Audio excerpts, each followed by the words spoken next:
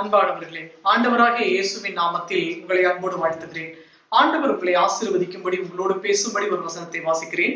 லூக்கா எழுதின சுவிசேஷம் 22ஆம் அதிகாரம் 32ஆம் வசனம்.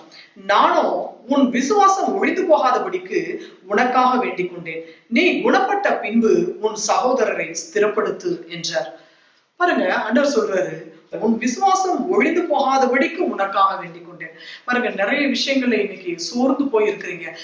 நல்ல நம்பிக்கையா இருக்கு, நிச்சயமா கர்த்தர் எனக்கு இந்த காரியத்தை செஞ்சு முடிச்சிருவாரு, கட்டாயம் எனக்கு ஆண்டவர் எனக்கு நல்ல சுகத்தை கொடுத்துருவாரு, ஆண்டவர் சொல்லிட்டாரு, நிச்சயமா செஞ்சிருவாரு அப்படின்னு சொல்லி நீங்க நம்பிக்கையோட இருக்கும் பொழுது ஆண்டவர் கட்டாயம் ஆசீர்வதிப்பாரு. உன்னுடைய விசுவாசம் ஒழிந்து போகாதபடிக்கு நான் உனக்காக வேண்டிக் கொண்டேன் அப்படின்னு சொல்றாரு. அப்போ பாருங்க, நீங்க வேண்டிக் கொண்ட காரியத்துல கர்த்தர் உங்கள் வாழ்க்கையில அற்புதங்களை செய்த பிறகு அதை என்ன பண்ணணுமா, நீ குணப்பட்ட பின்பு உன் சகோதரரை ஸ்திரப்படுத்து என்றார்.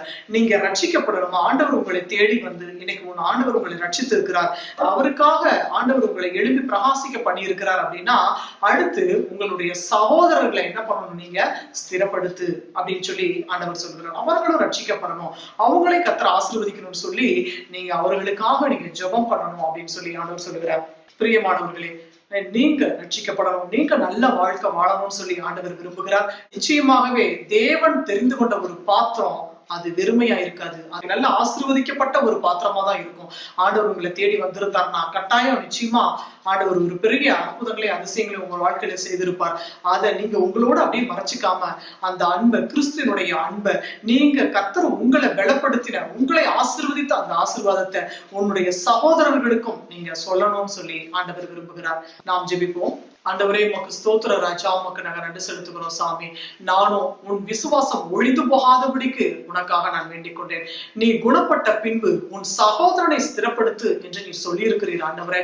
அப்பா, நீர் சொன்னபடியே ஆண்டவரே, எங்களுடைய சொந்த பந்தம், உச்சார உறவினர் அவர் அனைவருக்காக நாங்கள் ஜெபித்து அவர்களையும் உமக்குள்ளாக கொண்டு வந்து சேர்க்க தகப்பனே, ஆண்டவரே, நீ ஒவ்வொருவருக்கும் நீர் கிருபை பாராட்ட வேண்டும் என்று சொல்லி நாங்கள் ஜெபிக்கிறோம். அப்பா, உங்களுடைய பிள்ளைகளை நீர் குணப்படுத்த வேண்டும் என்று சொல்லி நாங்கள் ஜெபிக்கிறோம் சாமி. குணப்பட்ட பின்புன்னு சொல்லி இருக்கிறீங்க அப்பா, நிச்சயமா நீங்க சுகத்தை, குணத்தை, நல்ல ஆரோக்கியத்தை நீர் கட்டளையிட நீர் சர்வ வல்லமுள்ள தேவனாய் இருக்கிறீர் ஆண்டவரே. நீர் அப்படியே ஆசீர்வதித்ததுக்காய் நன்றி செலுத்துகிறோம் இயேசு கிறிஸ்துவின் நாமத்தில் பிதாவே, ஆமேன், ஆமேன். பிரியமானவர்களே, கர்த்தர் உங்கள் வாழ்க்கையில அற்புதங்களை செய்து மகிழ பண்ண அவர் சர்வ வல்லமுள்ள தேவனாய் இருக்கிறார். கர்த்தர் உங்கள் வாழ்க்கையில அற்புதங்களை செய்வார். நீங்கள் ஆசீர்வாதமாய் இருப்பீர்கள். God bless you.